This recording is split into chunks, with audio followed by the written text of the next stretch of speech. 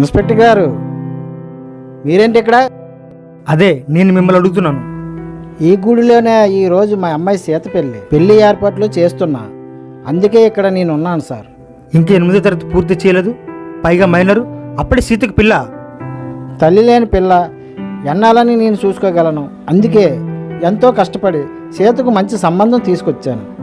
బాగా పెద్దింటి సంబంధం. సీత ఇంటికి వెళ్తే సీత సుఖపడుతుందని పెళ్లి ఏర్పాట్లు చేస్తున్నాను. సీత ఇంకా మైనర్ కదా,